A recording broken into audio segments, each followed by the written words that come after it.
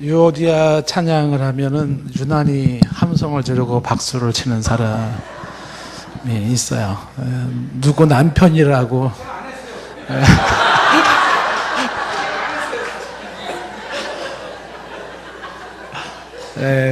결코 서경호 집사님이 아닙니다.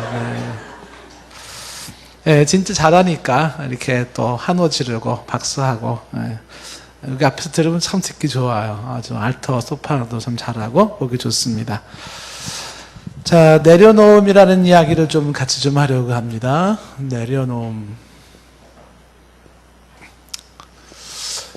내려놓음이라는 거는 책으로도 나와 있고요. 그 다음에 또 2탄으로 더 내려놓음 이런 책도 있었었고요. 많은 사람들이 쓰는 용어이기도 한데 오늘 이 내용을 한번 우리 같이 좀 생각을 해보겠습니다. 오늘 읽은 말씀 보시면 거기 37절 말씀에 보시면 예수님께서 이런 당신의 심정을 묘사하고 있어요.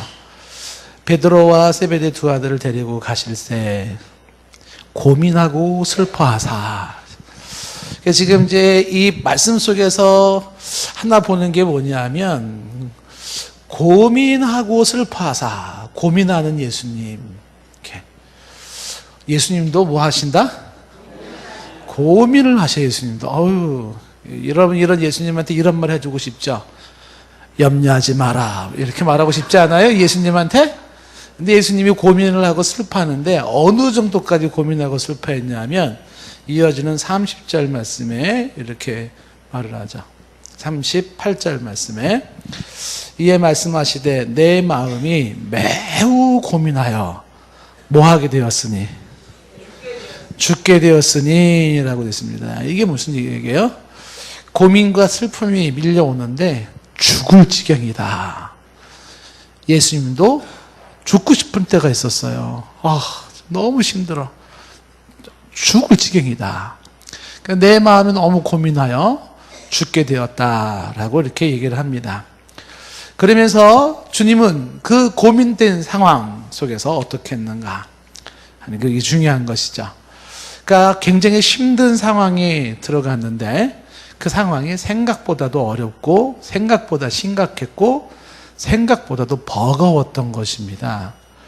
자, 이 예수님께서 이렇게 고민하고 슬퍼하셨는데 죽고 싶을 만큼 고민이 되고 슬펐단 말이에요. 그때 예수님께서는 어떻게 하셨는가? 예수님이 선택한 것은 무엇인가? 1번 방황했다. 2번 에라 모르겠다 그냥 자포자기했다. 3번 이게 누구 때문이야. 그것 때문에 그래. 원망했다. 4번 2판 4판 둘러엎자. 몇 번일까요? 5번이 뭐예요? 5번은 기도하셨다라고 하는 것이에요. 그러니까 예수님이 너무너무 고민하고 슬픔이 컸을 때 방황하는 것도 아니었고 자포자기하는 것도 아니었고 누군가를 향해서 누구 때문이라고 막 원망하는 것도 아니었어요. 파괴적인 행동을 한 것도 아니고 뭔가 극단적인 행동을 한 것도 아니었다는 것입니다. 뭐랬냐면 주님이 선택한 것은 기도예요. 기도. 그래서 기도하는 예수님. 자, 예수님의 이 모습이 바로 우리에게 지금 보여주고 있는 것이죠. 우리 인생도 고민 생기고 슬픔이 생기고 어느 정도로 너무 힘들어 죽을 지경이다. 그때에 해야 될 게 뭐냐? 주님이 보여준 게 기도다. 기도. 자, 예수님이 기도하시는 장면이 나오는데 이 예수님의 기도를 가만히 들여다보면 특징이 나왔어요. 어떤 특징이 나오냐면 자, 이렇게 기도를 하셨습니다. 39절 말씀에 조금 나아가서 얼굴을 땅에 대시고 엎드려 기도하여 이르시되 내 아버지여 만일 할만하시거든 이 잔을 내게서 지나가게 하옵소서. 그러나 나의 원대로 마옵시고 아버지의 원대로 하옵소서라고 얘기를 하죠. 그 예수님의 기도를 보면 기도에 두 가지 좀 집중해 볼 수 있는 게 뭐냐면 첫째는 자기의 소원을 얘기하는 거예요. 소원을 아뢰м. 자, 그 소원이 뭐야? 할 수만 있다면 이 잔이 내게서 물러가게 하옵소서. 그러니까 지금 이제 예수님께서는 십자가의 그 처형을 앞에 두시고서 너무 이게 두렵고 무섭고 힘드는 거예요. 그래서 하나님 할 수만 있다면 이 십자가를 내게서 옮겨 주십시오라고 이야기를 하는 것입니다.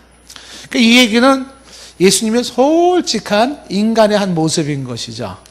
이걸 이렇게 바꿔 말할 수가 있겠죠. 너무 힘든데, 그리고 너무 정말 내가 감당할 수 없을 것 같은데, 주님, 이 문제를 좀 옮겨주세요. 이렇게. 이 힘든 시간 좀 빨리 지나가게 해주세요. 이렇게 얘기하는 거예요. 이거 좀 옮겨주시면 안 되겠습니까, 주님? 할 수만 있다면 그렇게 해주십시오. 라는 거죠. 하나님 앞에서 고민을 생겨서, 슬픔이 생겨서, 하나님 고민이 너무 큽니다. 슬픔이 너무 큽니다. 이 고민거리 좀 제거해 주십시오. 이 슬픈 문제 좀 해결해 주십시오. 이 문제 좀 옮겨 주십시오. 이렇게 기도하는 거는 하나도 잘못된 게 아니에요. 예수님도 이렇게 기도하신 거예요. 할 수 있다면 이 잔을 내게서 옮겨 주십시오. 정말 옮겨 줬으면 좋겠어요. 너무 힘들어요. 그것 때문에. 고민이 너무 많이 되는 거예요. 그러면서 주님께서 그렇게 기도하시면서 이어서 주님의 기도가 어떻게 이어졌냐면 이렇게 얘기했죠. 지금 39절 말씀에 이 잔을 내게서 지나가게 하옵소서. 그래 묵다에 뭐라고 했냐면 그러나 나의 원대로 마옵시고 아버지의 원대로 하옵소서. 예, 내 원은 뭐예요? 나의 원은 이 십자가를 피하는 거야. 이 십자가의 그 고통의 그 현장을 피해가는 거예요. 근데 아버지의 원이 뭐예요? 아버지의 원은 십자가를 지는 거예요. 그때 예수님께서는 저 솔직한 마음은 내 인생의 십자가를 좀 지나가게 하는 것인데, 그런데 예수님이 하나 덧붙인 게 그러나 내 원대로, 내가 원하는 대로 그렇게 하지 마시고요. 하나님이 원하시는 대로 그렇게 하십시오라고 이야기를 하죠. 이 똑같은 기도를 3번이나 기도하면서 42절 말씀에 들어가면 예수님이 이렇게 또 나와 있어요. 다시 이번에 42절 하면 다시 두 번째 나아가 기도하여 이르시되, 두 번째 기도하자. 내 아버지야, 만일 내가 마시지 않고는 이 잔이 내게서 지나갈 수 없거든. 아버지의 원대로 되기를 원하나이다 라고 이야기를 합니다. 아버지의 원대로 되기를 원합니다 라고 하는 거죠. 소원을 아뢰면서 뭐라고 되어 있냐면 아버지의 원대로 되기를 원합니다. 그러니까 아버지의 원대로라는 게 아버지의 뜻대로 되기를 원합니다. 이렇게 하는 거죠. 아버지의 뜻대로. 이렇게. 예수님께서 기도하실 때 보여주신 것은 뭐냐면, 자기의 소원이 있고 너무 힘들고 어려운데 그것이 빨리 끝났으면 좋겠고 그 짐이 없어졌으면 좋겠어요. 그런데 거기에 하나를 덧붙이는 게 내 원대로 마시고 아버지 원대로 하세요 라고 얘기를 해요. 이 아버지의 원대로 하십시오라고 하는 이 아버지의 원, 아버지의 뜻이라고 얘기할 때 여기는 뭐가 들어가 있냐면 아버지의 뜻, 이렇게 한문으로 아버지의 뜻을 어떻게 해요? 뜻을 존중합니다라는 의미가 들어가 있어요. 뜻을 존중해, 아버지의 뜻을 존중해요. 그 다음에 아버지의 뜻을 어떻게 한다고요? 그것을 기꺼이 수용하겠습니다라고 하는 내용이 들어가는 거죠. 여기서 이제 우리가 볼 수 있는 게 뭐냐면 내려놓는다는 게 뭐냐? 이게 이제 내려놓는 거죠. 내려놓는다는 것은 첫 번째 이게 뭐예요? 아버지 하나님, 아버지의 원 혹은 아버지의 뜻, 그 아버지의 뜻을 존중하고 수용하는 것. 이렇게 아버지의 뜻을 존중하고 아버지의 뜻을 수용하겠다. 이게 뭐예요? 내려놓겠다라고 하는 것입니다. 이 문제는, 지금 내가 가지고 있는 이 문제는, 십자가의 문제는 나를 번민하게 하고 감당하기 버거워요. 내가 감당하기 버겁고 생각하면 너무 고민이 크고 슬픔이 너무 크고 정말 죽을 것만 같은 그런 상황이에요. 그때 하나님 앞에 기도하는 거죠. 기도하면서 옮겨주세요. 그런데 내 뜻대로 마옵시고 아버지 뜻대로, 아버지의 원대로 되기를 원합니다. 이게 바로 내려놓으면서 첫 번째 우리가 생각해 볼 수 있는 모습이다라는 것이죠. 주님의 뜻을 이루소서라고 하는 것이죠. 주님의 뜻을 이루소서. 고요한 중에 기다리니 진흙과 같은 날 빚으사 당신의 형상 만드소서. 주님의 뜻을 이루소서. 제가 이 학창시절에 참 많이 불렀던 찬송 중에 하나야. 4절 가사가 이렇게 되어 있어요. 주님의 뜻을 이루소서 온전히 나를 주장하사 주님과 함께 동거함을 만민이 알게 하옵소서. 주님의 뜻을 이루십시오. 그래서 고요한 중에 기다리는데 진흙 같은 나를 어떻게 해요? 당신이 빚어주셔서 당신의 형상을 만드셔 주십시오. 주님의 뜻을 이루십시오. 온전히 나를 주장해 주셔서, 나를 주장해 주셔서 내가 주님과 동거하고 있음을 만민이 알게 해 주십시오. 주님의 뜻을 이루소서. 이게 내려놓음의 첫 번째인 거예요. 주님의 뜻을 이루소서라고 하는 거죠. 그 주님의 뜻이 뭐예요? 십자가를 지는 것이. 그 주님의 뜻을 이룬다라는 이 십자가를 지는 이 모습은 마음고생이고 가슴앓이이고 긴장이고 두려움이에요. 높아심이에요. 생각만 해도 싫은 것이고 피하고 싶고 도망가고 싶고 잠수 타고 싶고 거부하고 싶은 십자가의 고통, 십자가의 길. 그런데 그것이 아버지의 뜻일진데 존중하겠습니다.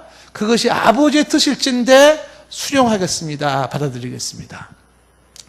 자, 이런 모습이 이제 어디서 또 하나 볼 수 있냐면 이런 모습으로 내려놓은 이 한 모습을 다윗의 모습에서도 볼 수가 있어요.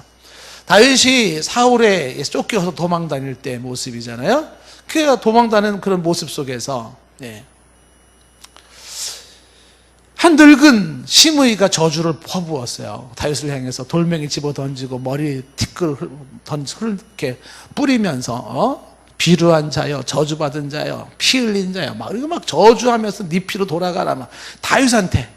그 도망자로 쫓기는 다윗은 의로운 모습으로 쫓기고 있었거든요. 그러니까 이게 참 같지 않은, 한 나라의 왕인데 쫓겨간다고 해가지고서 한 사람이 막 이렇게 하니까 이 아비새 장군이 있다. 왕이야. 저 비루한 저 사람을 내가 한 칼에 가서 쳐버리겠습니다. 예? 저게 뭐야, 저게? 어디서 감히? 그러니까 그때 다윗이 이렇게 얘기를 해요. 사무엘하 16장 10절 말씀에 이런 얘기 하잖아요. 왕이 이르되 수르야의 아들들아. 예? 지금 이제 수르야의 아들 아비새를 중심으로 해서 수르야의 아들들아. 내가 너희와 무슨 상관이 있느냐라고 말하면서 그가 저주하는 것은 여호와께서 그에게 다윗을 저주하라 하심이니 네가 어찌 그리하였느냐 할 자가 누구겠느냐. 그러니까 이 다윗은 지금 자기를 향해 저주하는 사람을 향해서 뭐라고 얘기하냐면 여호와께서, 하나님께서 그에게 나 다윗을 저주하라 하심이라는 거예요. 저 사람이 왜 나를 저주하겠어? 하나님이 저 사람을 통해서 다윗 저주해 그랬으니까 저주하는 거겠지. 그런데 그 사람한테 너 왜 그랬어? 라고 누가 말할 수 있겠는가? 그러면서 11절 말씀에 다윗이 계속 이렇게 말해요. 다윗이 아비새와 모든 신하들에게 이르되 내 몸에서 난 아들도 내 생명을 헤아려 하거든. 하물며 이 베냐민 사람이랴.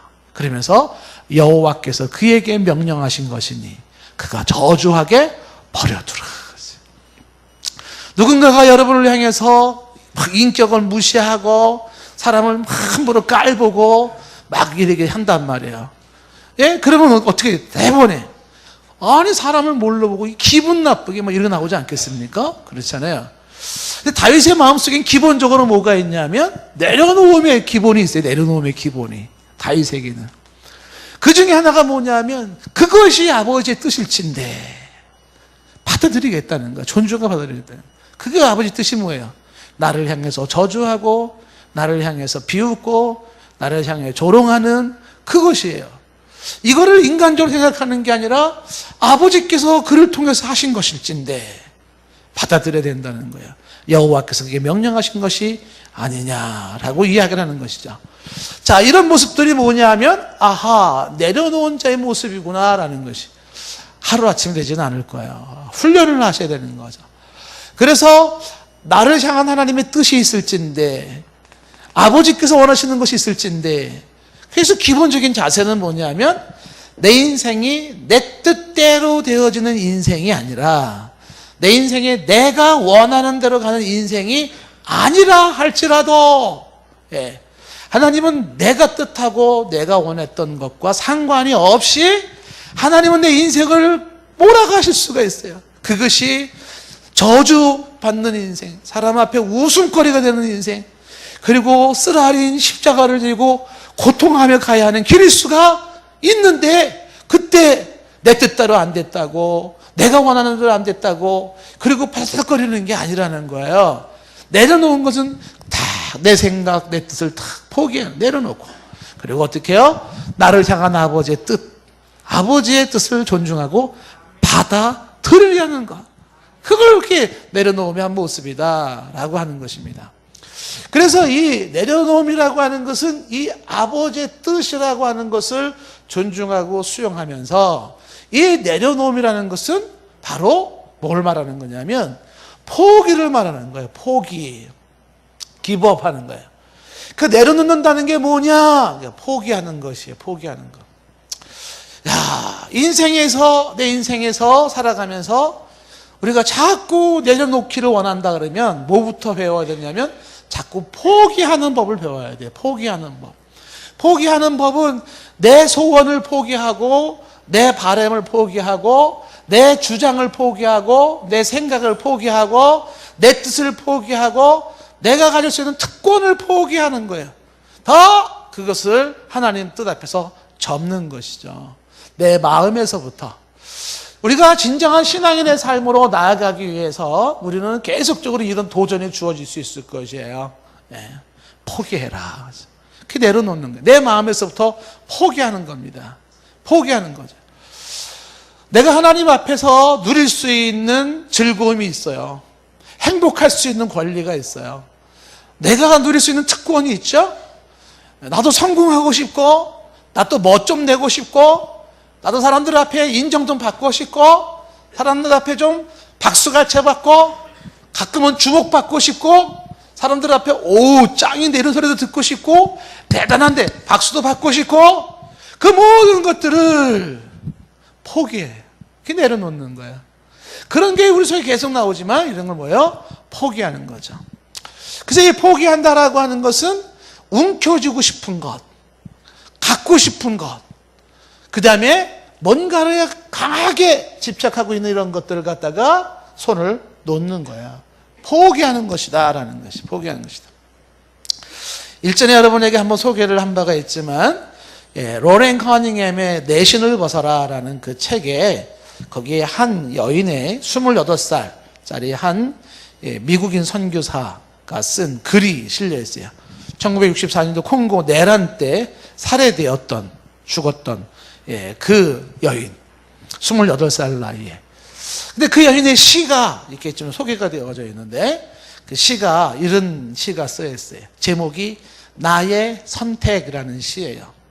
자, 어떤 글을 썼냐면, 아침 8시 나는 햄과 계란으로 마련된 아침 식사를 하고 싶습니다. 1시가 되면 잘 구운 스테이크로 점심을, 그리고 일과를 마친 후 다시 저녁을 들겠습니다. 방마다에 전화가 있고 부드러운 카펫이 깔려있는 마루와 예쁜 커튼으로 꾸며진 문, 그런 초현대적인 집을 갖고 싶습니다. 사랑스러운 것들로 잘 정돈된 아늑한 방, 스프링이 들어있는 푹신한 안락 의자, 그리고는 조그만 텔레비전 한 대를 갖고 싶습니다.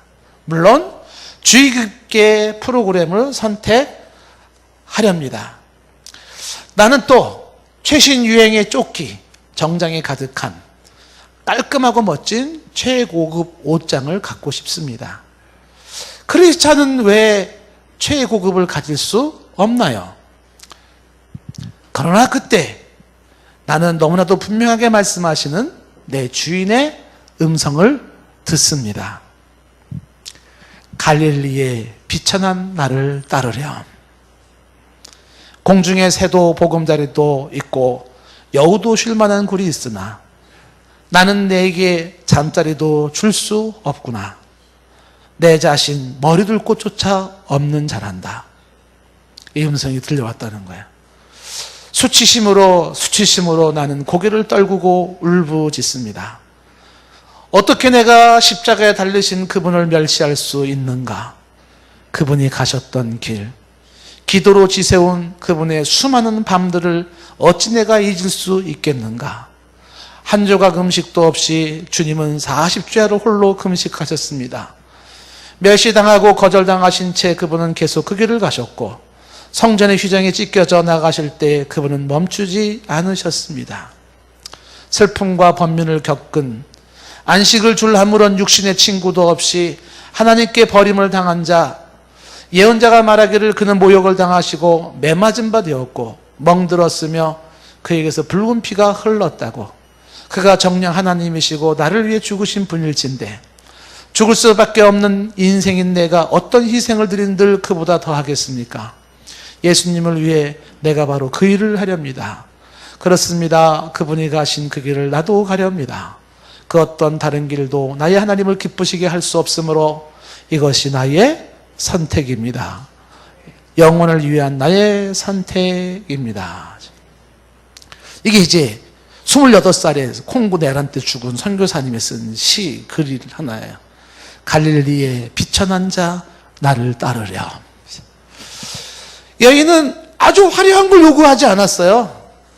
정말 8시에 일어나서 햄과 계란으로 마련된 아침 식사 먹고 싶었고 점심 때는 잘 구운 스테이크를 먹고 싶었어요. 방에 전화를 놓고 싶었고 부드러운 카펫이 깔려있는 마루, 예쁜 커튼으로 꾸며진 문, 이런 거, 이런 집을 하나 갖고 싶었었는데 그게 뭐예요? 내 뜻이에요. 내가 누릴 수 있는 권리고 내가 누릴 수 있는 특권이에요. 근데 왜 크리스찬들은 고급스러움을 선택하면 안 되죠? 바로 그 순간에 주님의 음성이 들려온 거예요. 갈릴리에 비천한 자 나를 따르렴. 공중에 새도 보금자리가 있고 여우도 쉴 만한 굴이 있지만 나는 너에게 잠자리도 줄 수 없구나. 내 자신 머리 둘 곳조차 없는 자란다. 그때 여인이 선택한 게 뭐냐면 포기해. 하고 싶고 갖고 싶고 그리고 누리고 싶었던 것을 여인이 뭐였냐면 포기했어요. 그 포기가 뭐냐면 그게 내려놓음이에요. 내 삶에서 내 마음에서 포기하는 것, 내려놓는 것이죠.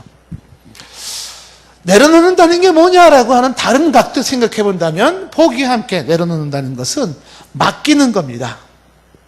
맡기는 것. 그러니까 하나님 앞에 나의 이 모든 것들을 다 맡기는 것이 내려놓음이다 하는 것입니다. 내 인생의 짐을, 내 인생의 문제를 아버지께 맡기는 거예요.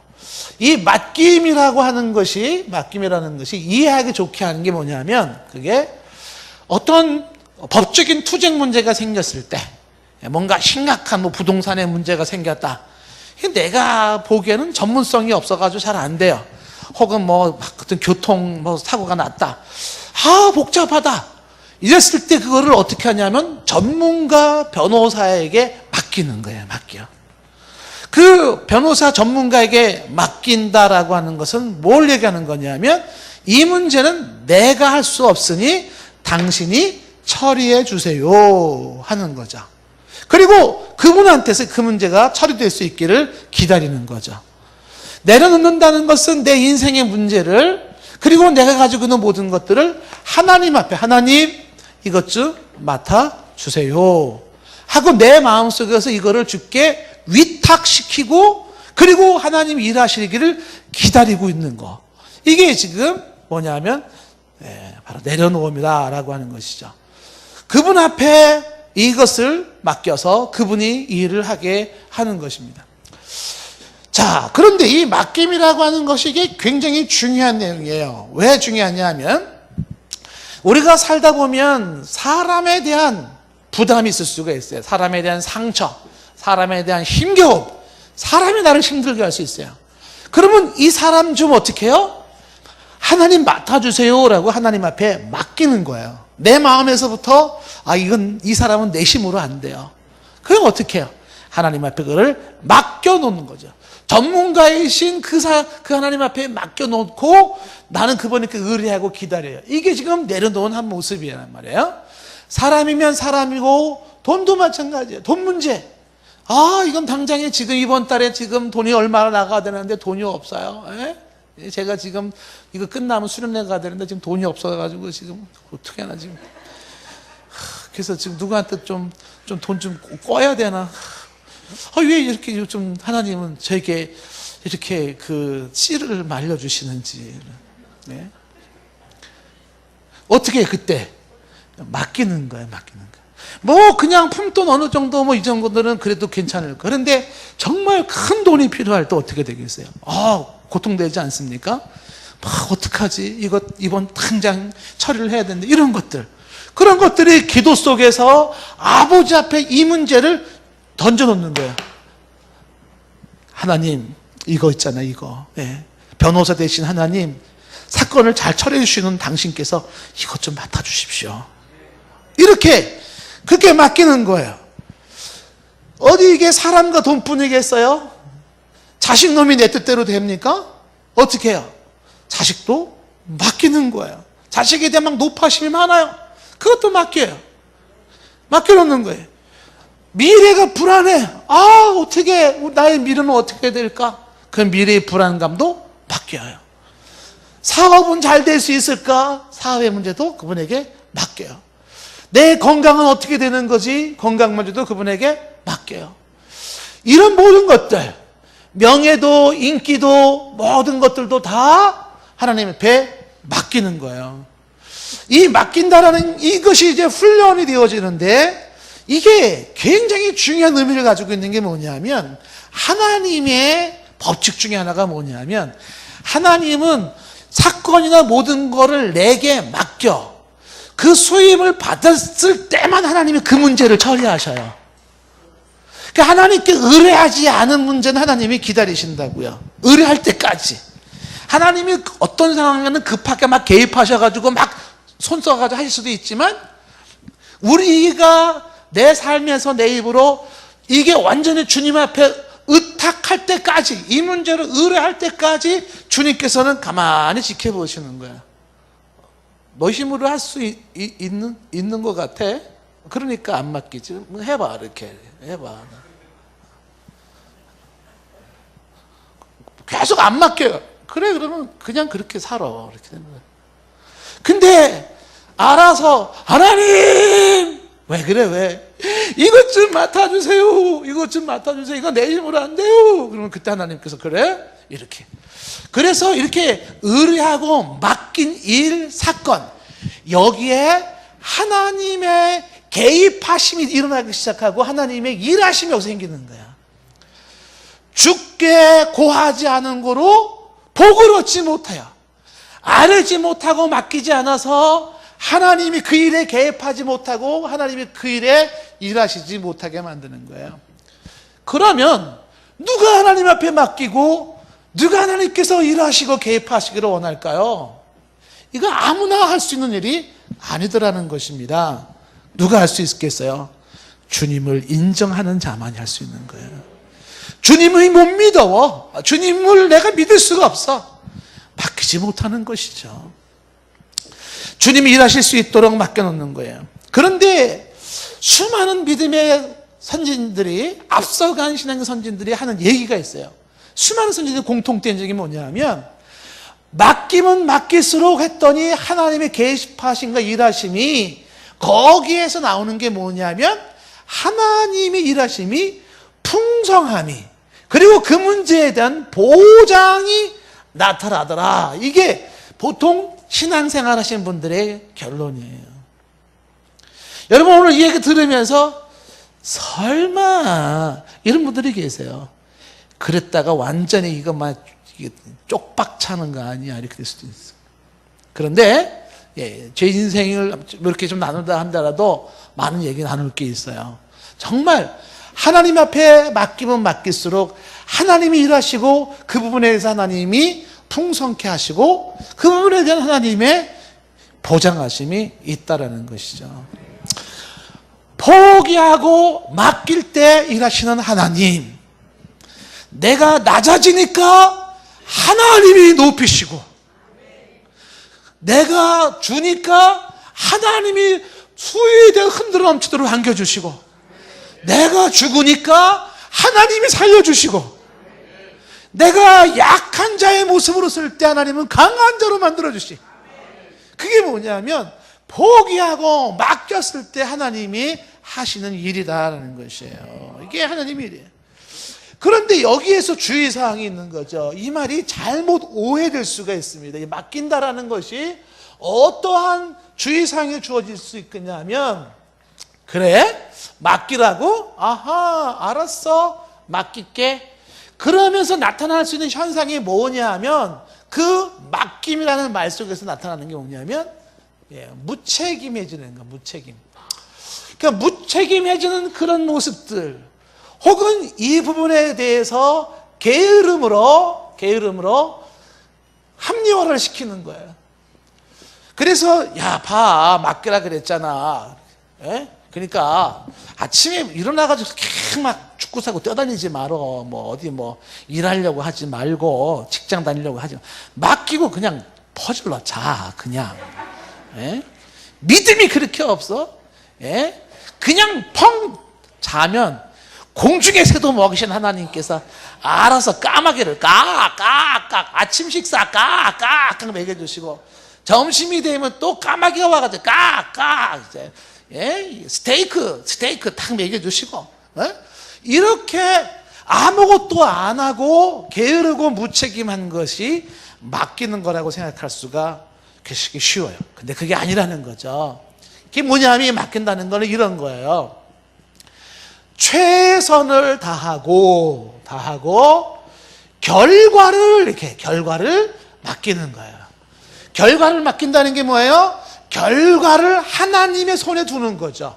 이 최선을 다한다는 건 뭐냐면, 내가 할 수 있는 것만 최선을 다하면 되는 거예요.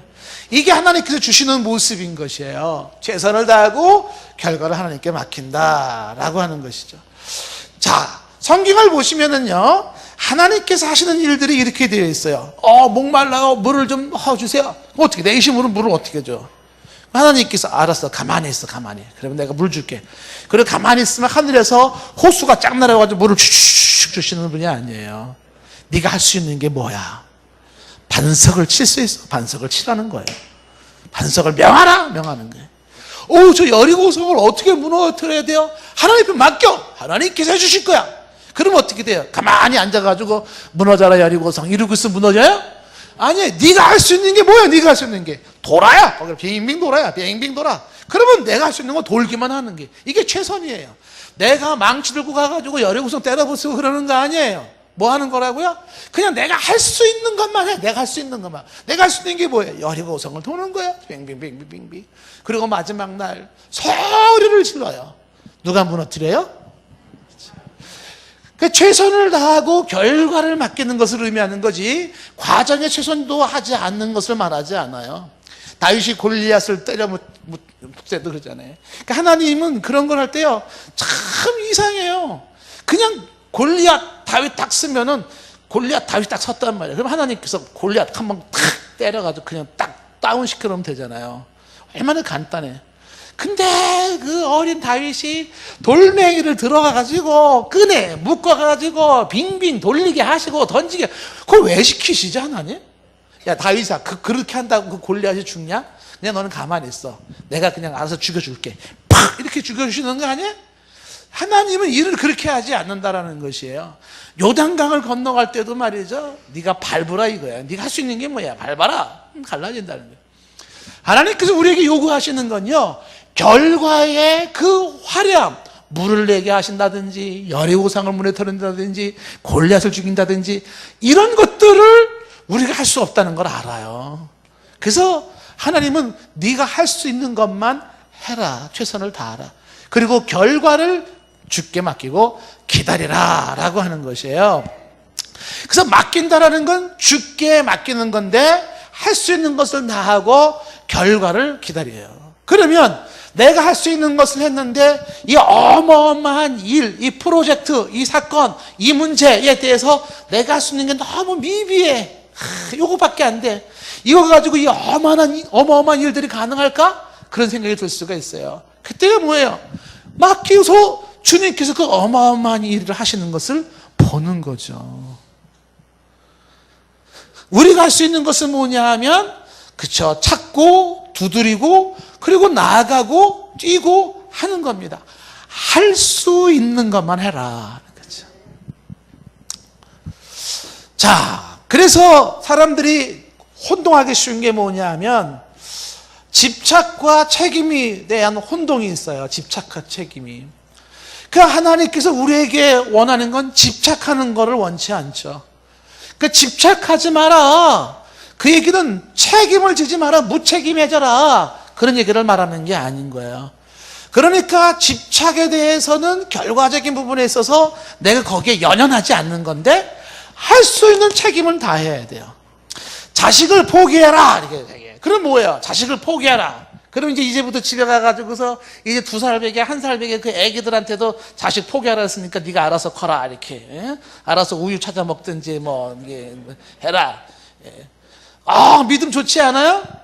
아니에요. 그게 아니에요. 아이고 내 새끼 이 새끼가 어떤 새끼인데 이러고서 막 그냥 오기야 금이야 막 이러고 있어요. 그러면서 뭐라고 말해요 이거? 이 정도 부모가 자식에 대한 책임을 가져야지. 이만큼 자식에 대한 이 정도 그 책임이라고 하는 게 집착으로 갈 수가 있어요.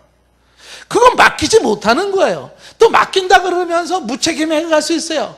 그것도 아닌 거죠. 그러니까 집착하지 않고 책임을 다하는 것, 맡겼기 때문에 최선을 다하는 것, 이게 바로 제대로 맡긴 모습이다라고 하는 것입니다. 그런데 이런 맡김 속에서 이 맡김에 대한 이야기, 내려놓음에 대해서 우리가 볼 수 있는 것이 뭐냐면, 네 번째는 포기하고 맡기는 것을 또 다른 각도에서 뭐라고 말할 수 있냐면, 그것은 하나님에 대한 신뢰하는 거예요. 신뢰. 그러니까 이 맡긴다라는 것은 곧 뭐냐 하면 그 사람의 믿음이에요. 믿음. 하나님 앞에 얼만큼 내려놓을 수 있나요? 믿음만큼 내려놓는 거예요. 그 믿음이 뭐예요? 신뢰예요. 하나님을 얼만큼 신뢰하는지 그 신뢰한 것만큼 우리는 하나님 앞에 내려놓을 수가 있다는 거예요. 그래서 이 내려놓음이 잘 된 사람들은 어떠한 하나님에 대한 신뢰를 가지고 있냐면, 나를 향한 하나님의 뜻, 그 하나님의 뜻은 뭐예요? 항상 선하다. 하나님은 나를 향한 선한 뜻을 가지고 있고, 그 하나님은 나를 향해서 하나님의 사랑이 있다는 거죠. 나를 향한 하나님의 그 모습은 변하지 않아요. 신실하시다. 이런 믿음 속에서 하나님 앞에 내려놓을 수가 있는 거죠. 하나님의 선하심, 하나님의 나를 사랑하심, 하나님의 나를 실망시키지 아니하시는 신실하심, 이 믿음이 뭐를 만든다? 제대로 내려놓게 만든다라고 하는 것이에요. 훈련으로 되는 제자라고 이제 우리가 이번 중직자 교육하면서 이제 또 읽었단 말이에요. 그 중직자 거기 보면 훈련으로 되는 제자라는 책에서 월터 A. 헨릭스라는 사람이 이런 얘기를 해요. 당신이 인정하든 인정하지 않든 주님은 주인이시다. 내가 인정하든 인정하지 않든 주님은 주인이에요. 그런데 왜 사람들은 주인을 입술로 주인, 주여 주여 하면서 왜 주님을 주인으로 인정하지 않는가? 인정하든 인정하지 않든 그분은 나의 주인이신데 내 삶에서 예수님을 주인으로 인정하지 않아요. 그분이 나의 모든 것에 대한 주권을 가지고 있고 그분이 나의 모든 것에 대한 책임을 가지고 그분이 나가기 때문에 주인의 주인됨을 인정하는 것이 필요한데, 그런데 주인도 아니면서 우리가 주인 노릇하고 있어요. 왜 사람들은 주인을 주인으로 인정하지 않을까? 그 저자가 3가지를 이야기를 해요. 훈련으로 되는 제자예요. 첫 번째, 왜 그러냐 하면 예수님을 나의 주로 인정했을 때 예수님은 내가 원하지 않는 것을 요구할지 몰라. 예수님은 내가 원하지 않는 것, 내가 좀 원하지 않는 것을 하라고 요구할지 몰라라고 하는 이 예수님에 대한 노파심. 왜 예수님을 주인으로 인정하지 않는가? 왜 그분 앞에 믿음으로 신뢰하며 내려놓지 못하는가? 주인으로 인정하지 못하는 이유가 예수님은 내가 원하지 않는 거, 그 요구할지도 모른단 말이죠. 예? 예수님은 내 거 다 뺏어갈지 모른다 이거죠. 예? 주인님으로 탁 인정하는데 갑자기 밤에 잠자는데 주님이 탁 나타나가지고서 재산 다 바쳐라. 아유 어떻게 해? 안 돼, 못해. 이러는 거예요. 주님은 내가 원하지 않는 걸 요구할지도 모른다는 노파심에서 이 인정을 안 해요. 두 번째, 주님을 주인으로 인정하지 않는 이유가 뭐예요? 나에 관해서는 가장 좋은 것을 내가 안다. 주님이 아는 게 아니에요.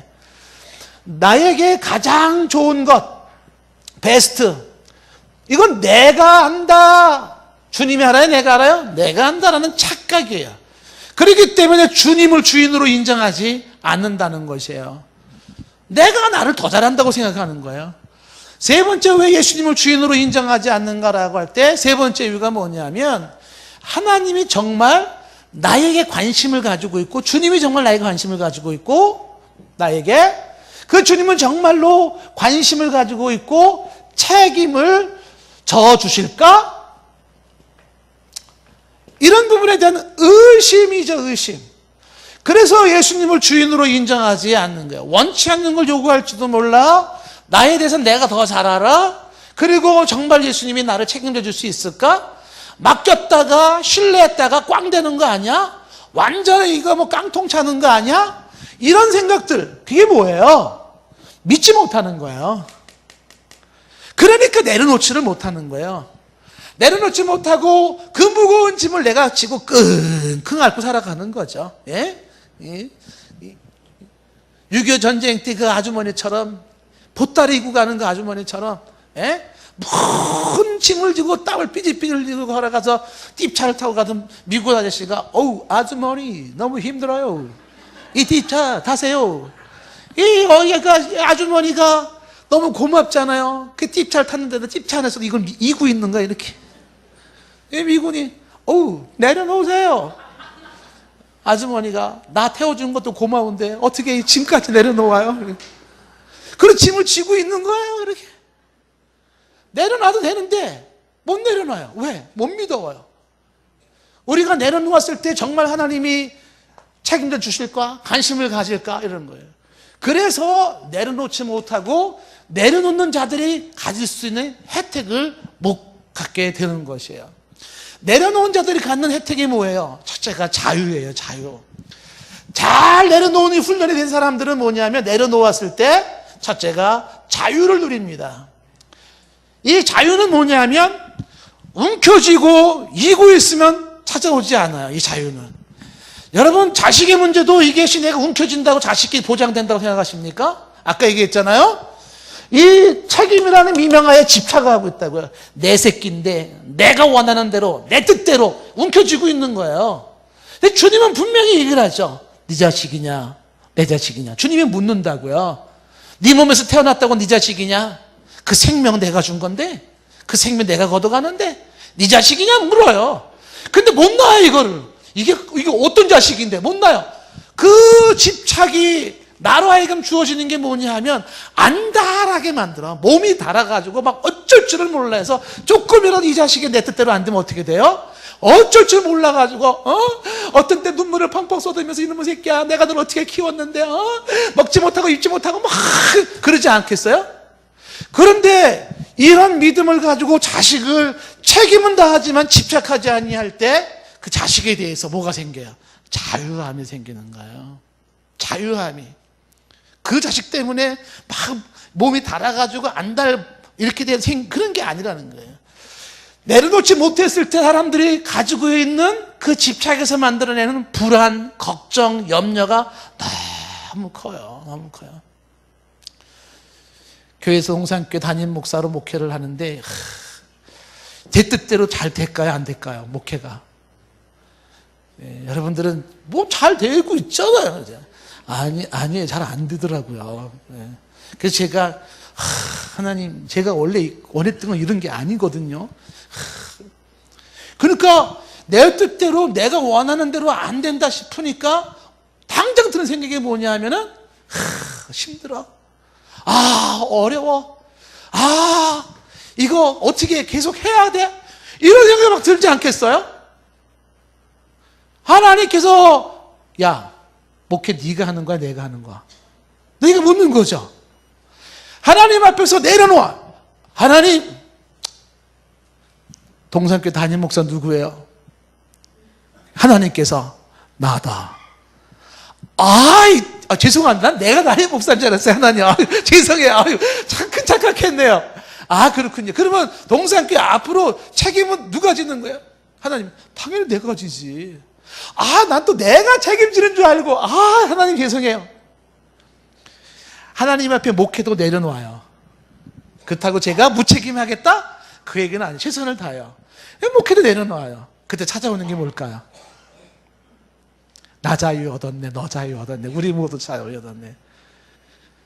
끙끙 앓고 막 몸살을 앓고 그러는 게 아니라는 거예요. 이 내려놓음을 잘하는 사람들이 갖는 게 자유고, 이 사람들이 내려놓음을 잘할 때 주어지는 게 평안이에요. 마음이 평안히 찾아오는 것이죠. 그리고 아까 말한 것처럼 이 내려놓음을 잘하면은요, 하나님의 일하심, 그 하나님의 일하심의 풍성함이, 보장하심이 경험되어지는 거예요. 얼마나 많은 경우에 우리 인생은 아직도 시행착오 하는지 모릅니다. 그런데 내려놓지 못하는 사람들은요, 이 혜택을 누리지 못해요. 지금도 보따리 집에 지고서요, 끙끙 앓고 있습니다. 하나님 앞에서 뜻을 존중하시고 수용하려고 하세요. 하나님의 뜻을. 그게 십자가를 지는 것이라면 받아들일게요. 벼랑 끝에 서는 용기. 벼랑 끝에까지 하나님 가만 내버려 둘 거예요. 그럼 서야 돼요. 하나님께서 원하시는 그걸 하면 벼랑 끝에까지 서야 되죠. 떨어져라. 이게 하나님 뜻입니까? 그래. 그럼 떨어지는 거죠. 확 떨어져요. 그러면 하나님께서 쭉 추락하는 나를 보면서 아이고 깨소금이다, 깨소금. 저 인간 추락하는 것 좀 봐라, 너무 좋다, 그러실까요? 하나님께서? 아니에요. 레리 크레비슨 결혼 건축가라는 책에서 그 얘기를 하고 있어요. 벼랑 끝에 서요. 근데 하나님께서 뛰어내려라 그러는 거예요. 주저하고 있어요. 하나님 지금 저 책임져 주실 거예요? 보장해 주실 거예요? 말씀대로 순종하면 정말 내 인생 보장되는 거예요? 말씀대로 순종했다가는 완전 박살날 것 같아요. 말씀대로 순종했다가 이런 바보가 없을 것 같아요. 그런데 하나님의 말씀에 의해서 껑충 뛰어내리는 사람이 있다는 거예요. 껑충 뛰어내려, 껑충. 어떻게 됐을까요?